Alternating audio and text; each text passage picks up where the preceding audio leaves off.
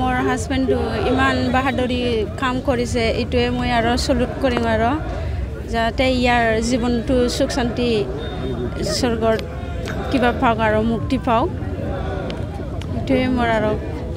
कबा लागा आरो दुख लागिसे बहुत दुख लागिसे इमान कष्ट करि आसिले इतिया কি কৰিব আৰু উপায় নাই আৰু নিজে বাহাদুৰিটো আৰু দেশৰ কাৰণে সেৱা কৰি কিনি আপোনালোকৰ লৰা কেইটা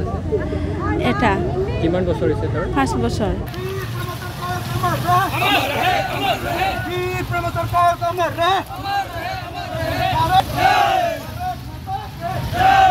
মই পিতৃ হৈ লৰাটোৰ কাৰণে খুব গৌৰৱান্বিত কৰিছো গোটেই ৰাইজে ওলাইছে আৰু ধৰক ডিস্ট্ৰিক্টৰ পৰা ডিস্ট্ৰিক্ট পালৰ পৰা ডিচিও আহি গৈছে এছডিচিও আহি গৈছে আৰু হিহঁতৰ ডিপাৰ্টমেণ্টৰ পৰা ডাঙৰ ডাঙৰ অফিচাৰ আহিছে মই অৱশ্যে নাজানো কিমান ডাঙৰ অফিচাৰ আহিছে হিহঁতৰ মই যে ডিচি এছডিচি এইবিলাক আহিছে মই এইখিনি ক'ব পাৰিম চৰকাৰৰ তৰফৰ পৰা মোক কোৱা হিচাপত আমি আমাৰ পালৰ পৰা সৰকাৰেৰ কথা কৈ আছে যে আমাৰ পালৰ পৰা আপোনালোকৰ কিবা কি বেনিফিট কি পাব লাগে না পাব লাগে এইটো এটা সম্পূর্ণ আমার দায়িত্ব বুলি স্বীকার কৰিছে আৰু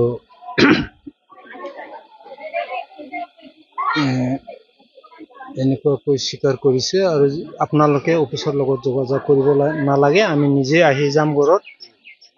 আমি যিমান পাৰে সহায় কৰি থাকিম এইটো কাম শেষ নোহোৱালৈকে আপোনালোকে কষ্ট কৰিব নালাগে এনেকৈ কৈ মোক বুজাই দিছে আৰু চাকৰি দিব আৰু কিবা জীৱন চাকৰি দিবতো কৈ আছিল মোৰ ল'ৰাটো মানে সুধিছে মোক সুধিছে আৰু যে আপোনাৰ ল'ৰা আছে নেকি এনেকুৱা মানে উপযুক্ত মেট্ৰিক পাছ হোৱা মই কৈ দিছোঁ যে আছে এজন পিউ পাছ কৰা আছে এইটো যদি আপোনালোকে দিয়ে তেনে মোৰ কোনো আপত্তি নাই এইটো পাৰিলে কৰি দিয়ক ছাৰ বুলি কৈছে পিউটো লৈ যাব নেকি আৰু এতিয়াতো মই ভালকৈ ক'ব নোৱাৰিম এইটো কিন্তু মোক কালি সুধিছে আপোনাৰ এনেকুৱা উপযুক্ত ল'ৰা আছে নেকি মেট্ৰিক পাছ এইটো সুধিছে আৰু মই কৈ দিছোঁ যে আছে এজন পিউ পাছ কৰা আছে সিহঁতে যি ক'ব লাগে মোক কৈ দিছে আৰু মোৰতো আৰু ক'ব লগা নাই এই প্ৰাপ্যখিনি চৰকাৰ নিজে স্বীকাৰ কৰিছে আপোনালোকে কষ্ট কৰিব নালাগে আমি খবৰ লৈ থাকিম আমাৰ দায়িত্ব আমি মানে কৰিয়ে থাকিম আৰু কৰি দিম বুলি কৈছে মই শ্বহীদ হোৱাটো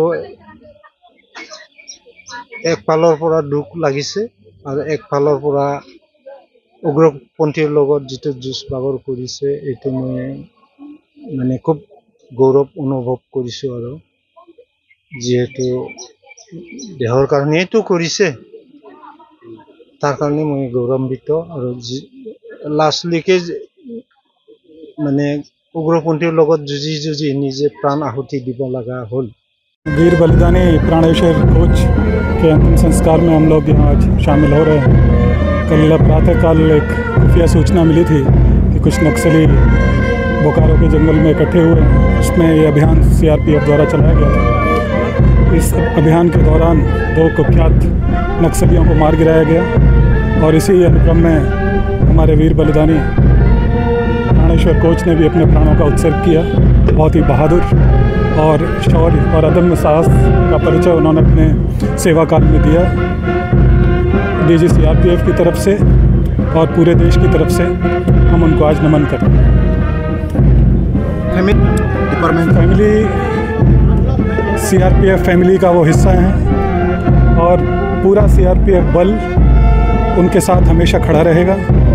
जो उनके स्वत्वों का भुगतान होना है, जो उनको नौकरी का प्रावधान है केंद्रीय सरकार की तरफ से भी और असम सरकार की तरफ से भी उनको एक नौकरी का ऑफ़र हुआ है। असम सरकार ने 50 लाख रुपए